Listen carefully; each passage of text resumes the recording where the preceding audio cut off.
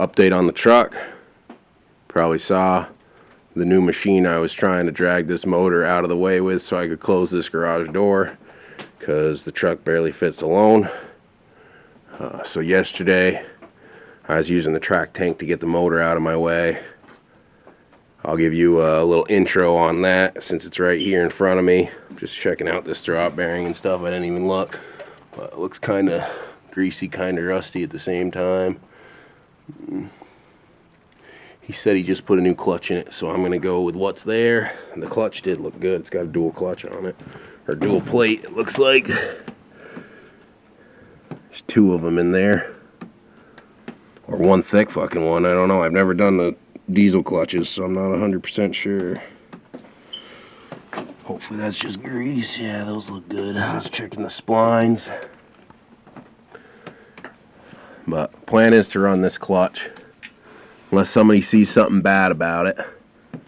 I'm hoping it should work fine. He's got a South Bend sticker on the truck, so I'm hoping that's what it is.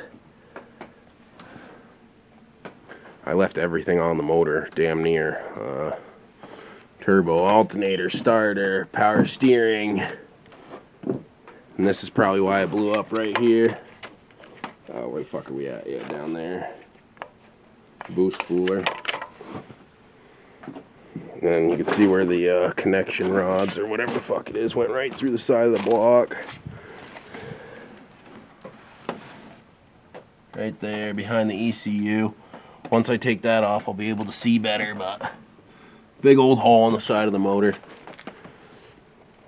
So clearly it was bad. It was frozen when I got it. I knew it was bad. I had to jump start it in four-wheel drive to get it to free up. But that's just a quick look at that. The motor's out, job's done. Got to bring the other truck in, start on that, tidy this one up, put the bumper on so I could tow it out. Maybe bolt the hood on so it shuts. A few things to do still. But the job's done, motor's out. Hasn't been long since I got the truck, so I'm feeling pretty good about it. I'm hoping to maybe have the thing done before snow. But as you can see, that's probably not likely. Alright, I'll give this a shot. I should hit that light so I'm all good. Making this on 2 videos. Finishing up the motor pull. And a little intro on this track sled. You can see here, this is how I rigged it yesterday. This was in front of the door and I couldn't shut it. And that's why I used this thing to pull it. This thing's pretty freaking cool. Another 6.5 horse Predator build. I think these are the 2 baddest Predator machines ever built, potentially. That's cool. I didn't build this one, this guy did, but he freaking pretty much signed it and put the date. That's pretty sick. But here it is, number 35 chain. Go-kart truck's got a 40. And I haven't even peeked in this thing yet. Supposedly that cover pops off to grease that. I don't know how thick the chain is in here, but it was pulling the freaking 24 valve. So pretty insane. And it's an old school bogey wheel, so you don't have to worry about it overheating. Pretty awesome. I love how he finished it. It's got a hood, it's got a grill. Shit actually works. Whoops, I forgot I put that there, but it worked out. Oh yeah. A Husky grill.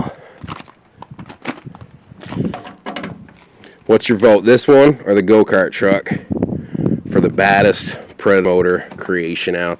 I mean, this thing pulled that. I honestly will say that was pretty amazing. I was having it on this thing for more traction because it's not the best on its own. But you think about a snowmobile, supposed to be sitting over the track. So I was on top of it. It's enough to do that, which is awesome. And it was pulling the motor. Got it out of my way. You could see how close it was to the door. It was 50-50. Motor had to come so the door could shut. Got that done. Here's the baddest one of all time, in my opinion. Track tank's freaking cool, but not as many uses as a drive Toyota.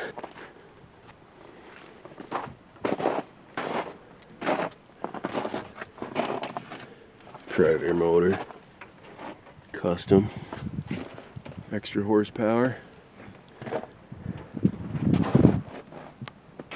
Tractor tires.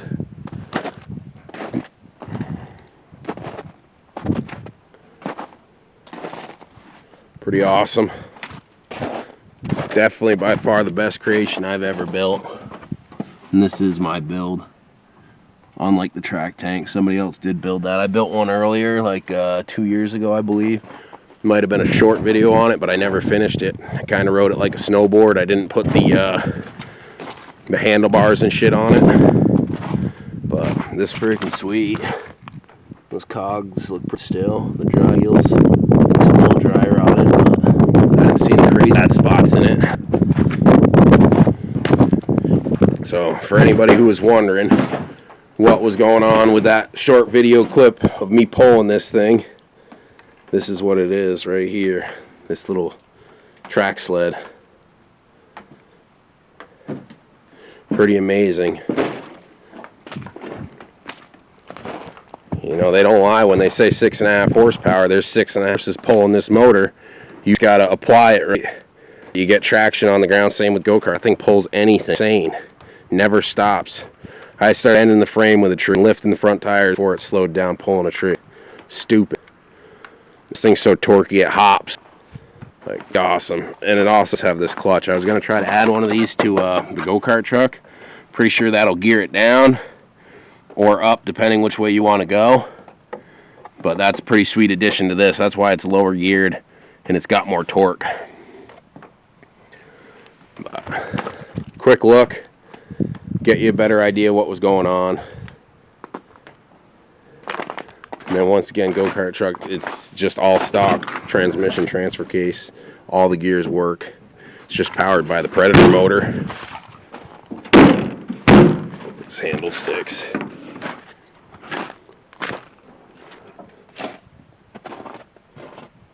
Pretty awesome. Kind of showed you how this works. It's just chain and sprocket. Then down here, there's that bearing. And that holds everything.